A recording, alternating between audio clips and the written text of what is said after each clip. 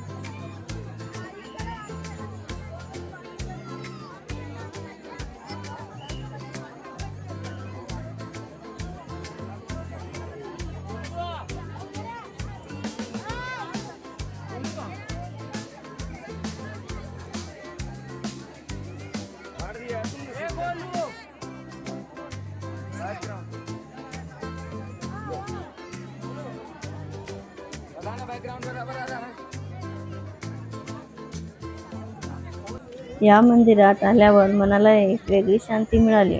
गर्दी असूनही रस्ता पण उत्कृष्ट वाटले. मंदिराची स्वच्छता, वास्तुकला आणि भक्तिमय वातावरण प्रत्येकाने एकदा तरी अनुभवायला हवे. जर तुम्ही उत्तर प्रदेशात फिरायला येत असाल तर कृपालूधामला नक्की भेट द्या. तर मंडळी, हा होता आमचा कृपालूधाम मनगड दर्शनाचा सुंदर प्रवास.